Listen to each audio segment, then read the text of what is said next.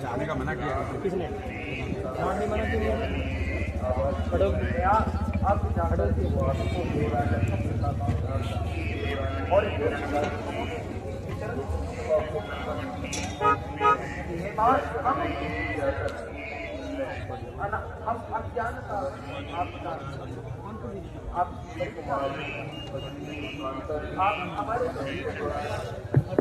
उच्चपा जगतगुरु शंकराचार्य भगवान की जय। जगतगुरु शंकराचार्य भगवान की जय। गौ माता की जय। गौ माता की जय।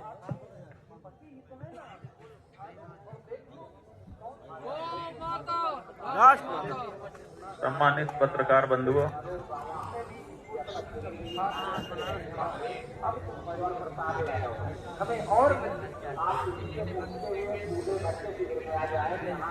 हमने अन्याय को अस्वीकार किया है और न्याय की प्रतीक्षा करेंगे।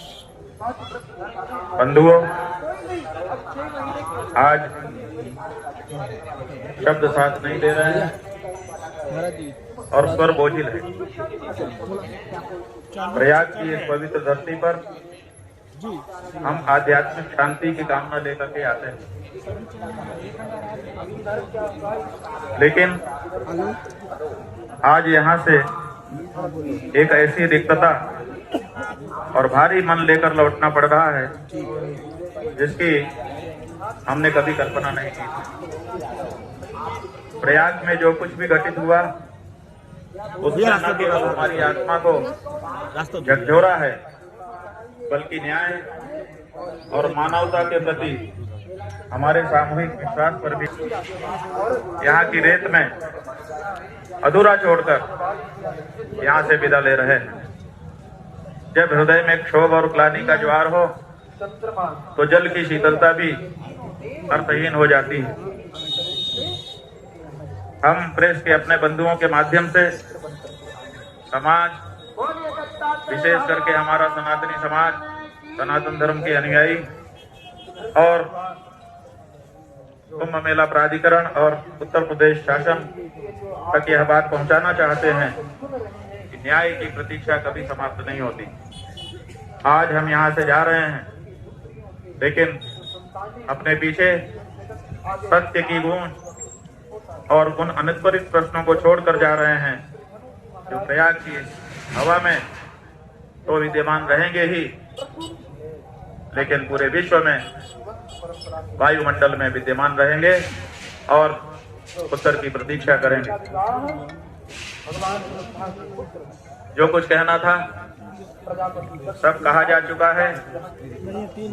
एक बात आपको बतानी है कि कल सायंकाल और आज प्रातःकाल प्रशासन की ओर से ब्रह्मचारी श्रीधरानंद जी के माध्यम से अखिल भारतीय धर्म संघ के श्रीमान जगजीतन पांडे जी की ओर से और हमारे मुख्य कार्याधिकारी श्रीमान चंद्र प्रकाश उपाध्याय जी के माध्यम से एक पत्र, एक प्रस्ताव प्रशासन की ओर से हमारे पास भेजा गया था, जिसमें ये कहा गया था कि हम स्नान के लिए जब आप जाना चाहेंगे ससम्मान आपको अपनी शिविर से पालकी में ले जा करके अधिकारियों के माध्यम से स्नान कराने के लिए तैयार हैं। ये भी कहा गया था कि जिन अधिकारियों ने संगम पर मौनी अमावस्या के दिन उपस्थित रहकर घटना को देखा था,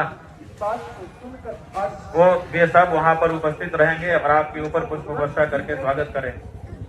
यह भी कहा गया था कि भविष्य में चारों शंकराचार्यों को मौनी अमावस्या पर स्नान के लिए हम एक SOP बनाएंगे। उसका प्रारूप भी आप अगर चाहेंगे तो आपको दिखाया जाएगा।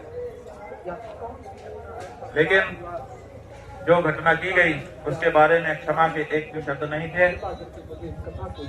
हमको लगा कि अगर हमने ये प्रस्ताव स्वीकार किया, स्नान करने के लिए गए, फूल बरसवा लिया अपने ऊपर और आगे के वर्षों के लिए कोई SOP स्वीकार कर लिया, तो इसका मतलब ये होगा कि जिन सन्यासियों को, जिन ब्रह्मचारियों को, जिन वृद्धों को, जिन संतों को, जिन बटुकों को लांछित अपमानित किया गया, ये सब उसकी कीमत होगी। उसकी कीमत पर हम अपनी सुविधा और अपना सम्मान स्वीकार करने में असमर्थ रहे। इसीलिए हमने कहा कि अगर आप अपनी गलती के लिए, अपने अपराध के लिए क्षमा याचना कर सकते हैं तब तो ठीक है, बाकी कुछ आपसे हमको नहीं चाहिए, क्योंकि जो हमारा है उसको आपको आज नहीं तो कल देना ही पड़ेगा।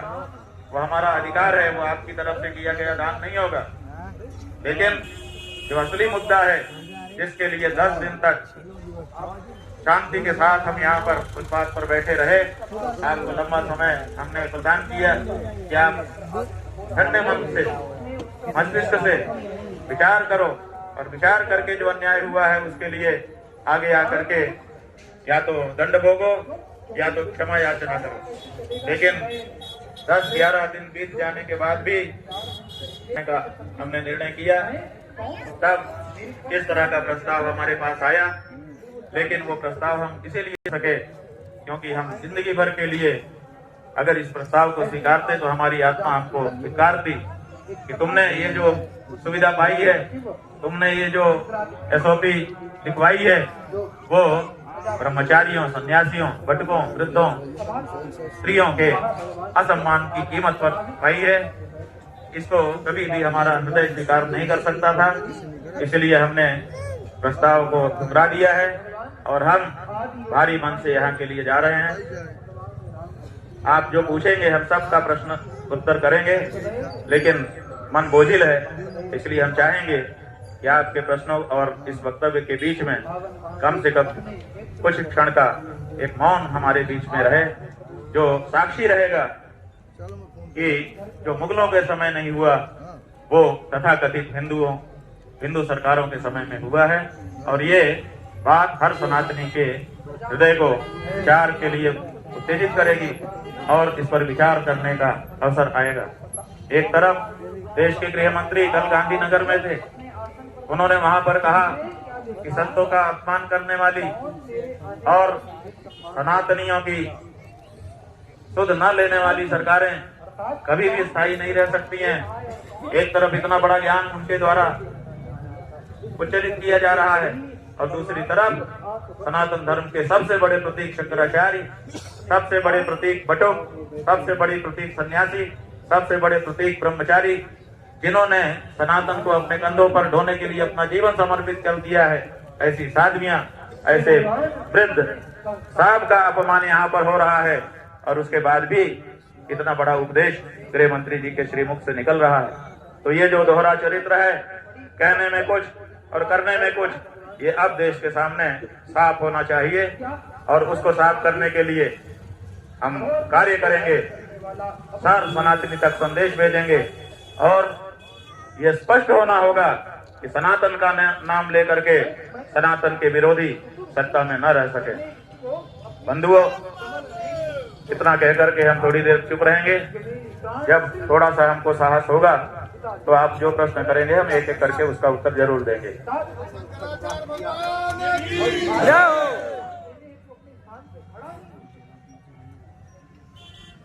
और नाना प्रकार के जब अवसर से कहने लगा और कहते कहते इतने पर भी नहीं रुका और कहता है कि तुम जो अघोरी जो रूप को धारण जाओ, तुम्हारे जो अन्याय है। हे गंगा मैया, हे यमुना माता, हे सरस्वती माता, हे महर्षि याज्ञवल्क्य, हे महर्षि भारद्वाज, हे प्रयाग के समस्त देवियों देवताओं, तुम्हारी साक्षी में शुद्ध मन से 11 दिन बैठ करके हमने न्याय की प्रतीक्षा की है। अब दोषी दंडित हो, ने भी तुरंत श्राप दिया, हमें न्याय मिले, जाओ जो इसका जिम्मा तुम्हारा है। प्रजापति जय मां। का अनुमोदन करते हैं। मैं उन ब्राह्मणों को